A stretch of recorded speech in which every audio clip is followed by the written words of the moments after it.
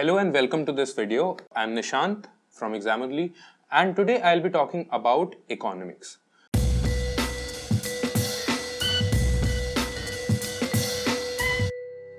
तो इकोनॉमिक्स के बारे में हम सभी ने सुना है, इकोनॉमी की क्या सिचुएशन है इसके बारे में हम पेपर में रीड करते रहते हैं। बट इकोनॉमी है क्या? एक मिथ है सबके मन में कि economy is all about money. वो मनी के बारे में बात करते हैं तो वो इकोनॉमी आ जाता है। Money definitely is a big part of economy, लेकिन at the end of the day it is a medium of exchange. It is something through which you transfer value, ठीक है। But economics is much wider. Economics ये study करता है, scarcity का study करता है, like human needs and wants की कोई लिमिटेशन नहीं है, बट जो आपके पास रिसोर्सेज हैं वो लिमिटेड हैं। तो वो जो आपकी लिमिटेड रिसोर्सेज हैं उसमें आप कैसे अपनी नीड्स एंड वांट्स दोनों को सेटिस्फाई कर सकते हैं, उसी की स्टडी इकोनॉमिक्स है।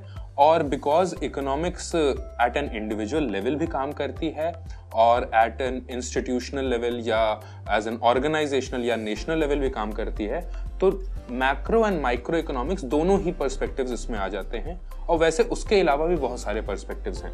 तो now that I have established that economics is much more than the study of money and involves a lot of things. Let's talk about what are the opportunities. If you've studied economics, what are the opportunities that will be on offer for you?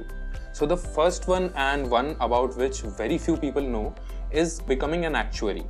So what are actuaries? तो ये actuary का जो role होता है वो करते ये हैं कि जब कोई प्रोजेक्ट होता है विद इन एन ऑर्गेनाइजेशन, चाहे कंपनी हो या कोई बड़ा बैंक हो या फिर आपकी नेशनल जो पॉलिसीज हैं, उसमें रिस्क का असेसमेंट, उसके कॉन्सिक्वेंसेस का असेसमेंट कि ये जो पॉलिसी है ये कितना बेनिफिशियल रहेगी, कितनी रिसोर्सेज जाएंगी और एज अ कॉन्सिक्वेंस क्या हो सकता है, उन सभी चीजों का एनालिसिस करते हैं। तो इस पोजीशन पे जनरली जो लोग जाते हैं वो उनके पास कुछ एक्सपीरियंस होता है फाइनेंशियल प्लानिंग का या फिर बैंकिंग का या फिर किसी ना किसी तरह का उनके पास अच्छा इकोनॉमिक नॉलेज होता है। और ये कह सकते हैं कि India is one of the countries जहां पे ये पोजीशन सबसे आपको सबसे ज्यादा संख्या में एक्चुअरीज मिल जाएंगे and this is a very critical and important role, but it needs a lot of experience to get in. Okay, so now that I have established about actuaries, let's talk about think tanks. So think tanks in the recent times have started growing in the country, पहले भी रही हैं, but इस बीच में बहुत ही rapid expansion हुआ है। तो what do think tanks do and what do specifically economic think tanks do? तो थिंक टैंक जो आपकी होती है वो प्रोजेक्ट्स को प्लान करना, एनालाइज करना, उनके बारे में स्टडी करना, उनके इम्पैक्ट, काफ़ी वाइड रोल पे काम करती है। And as you know think tanks काफ़ी बड़े लेवल पे काम करती हैं, तो ऑलमोस्ट जो भी प्लान बनाया जाएगा, जो भी प्लान ऑफ एक्शन होगा, जो भी प्रोजेक्ट बनाया जाएगा, उसमें कहीं ना कहीं इकोनॉमिक्स का इनपुट आएगा। तो जनरल जो थिंक टैंक्स होती हैं वहाँ पे भी इकोनॉमिक्स वालों की ज़रूरत है, और जो इकोनॉमिक प्लानिंग वाली थिंक टैंक्स होंगी वहाँ डेफिनेटली बहुत ज़रूरत है।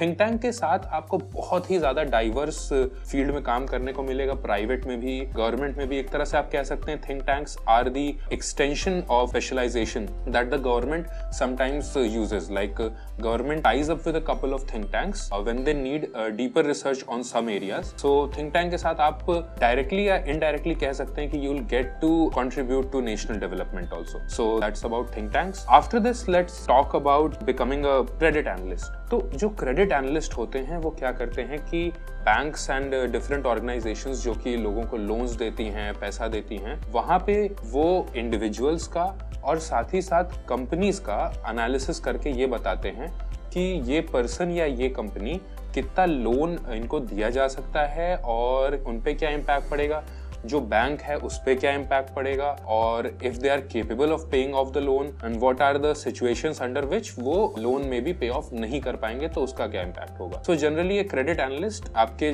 जिनको भी आपको लेंड करना है, जिनको पैसा देना है, उनका एनालिसिस करके ये बताते हैं what is the amount that can be comfortably given to them. Next one is a financial planner. So credit analyst works from the organization which gives you money. A financial planner will work from the side of the organization or the individual who will take loans or debts. तो ये financial planner का role इस तरह से होगा कि वो company को या इंडिविजुअल को ये एडवाइस करेंगे कि why do they need the money, how much money do they need and what will be the impact of it. क्या एक्टिविटीज उनकी बढ़ जाएंगी, क्या उनको फायदा होगा, कहाँ पे उन्हें कुछ चीजें कम करनी पड़ सकती हैं। तो एक फाइनेंशियल प्लानर एक तरह से आपकी जो फाइनेंसेस है उसके हिसाब से एडजस्ट करके आपको बता सकता है कि what would be the best step to go forward with and if you should or you shouldn't maybe take a loan or debt. इसके बाद हम बात करते हैं इक्विटी एनालिस्ट की। तो इक्विटी एनालिस्ट जनरली क्या करते हैं कि जो स्टॉक मार्केट्स में जो कंपनीज लिस्टेड हैं उनका एनालिसिस करते हैं, उनकी फाइनेंशियल हेल्थ को स्टडी करते हैं और वो पब्लिक को या इंडिविजुअल्स को रिपोर्ट सबमिट करते हैं, अपनी कंपनीज को रिपोर्ट सबमिट करते हैं कि कौन कौन सी कंपनीज के ग्रोथ की पॉसिबिलिटीज अच्छी हैं, किन कंपनीज में इन्वेस्ट करना अच्छा रहेगा, किन कंपनीज में मे बी स्टॉक्स इस समय किस समय खरीदने चाहिए, किस समय उनके स्टॉक सेल करने चाहिए। और ये जो सारे रोल्स हैं आपके क्रेडिट एनालिस्ट का या फिर आपका इक्विटी एनालिस्ट का हो गया या फाइनेंशियल प्लानर, ये आप ऑर्गेनाइजेशंस के अंडर में भी कर सकते हैं और इसके लिए आप अपनी कंसल्टेंसी भी चला सकते हैं। So that is also a really great freedom that economics gives you and currently हमारे देश में इन सभी रोल्स की काफी तेजी से ग्रोथ हो रही है and also of think tanks. तो this is something that you can get in and gain a lot of experience and also go ahead and start your own entrepreneurial journey because a lot of people are not currently there in the country who have such expertise right now. इसके बाद हम बात करते हैं what are the different government exams where economics plays a big role. So as you know UPSC civil services exams के GS में भी economics होती है और वहाँ इकोनॉमिक्स ऑप्शनल भी होता है and there's a good chance that after qualifying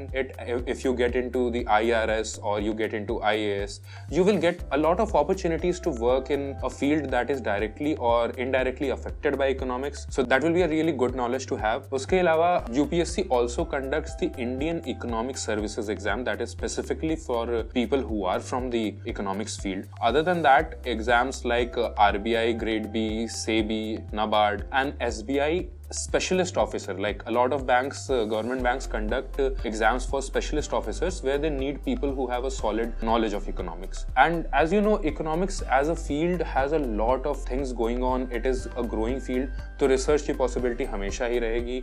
Becoming a professor in economics is obviously a very very great role that you can have and you can also get to work with the organizations like Niti Aayog and at the international level like with the UN if you have a degree in economics and you have a really solid foundation in economics. So what are maybe the top institutes that you can go to pursue economics? So I'll just name 5 here. There are a few more. So in no particular order, there is Delhi School of Economics that is obviously in Delhi. There is the Madras School of Economics in Chennai. There is Indira Gandhi Institute of Development Research in Mumbai, Gokhale Institute of Politics and Economics in Pune and IIT Delhi. And there's also an additional bonus good news. Economics has been from the next year added in the IIT JAM exam and the GATE exam. So a lot of you might not know that IIT JAM is the exam that different IITs conduct for MSc master's programs in their different IITs and through the GATE exam you can get in and do a PhD in different IITs and some other institutes. So economics getting added to such exams means that economics is gaining more importance and it is growing at a very fast pace. So that's it for this video. I hope you liked it. Please don't forget to share this video, subscribe our channel and definitely don't forget to hit the bell icon. Thank you.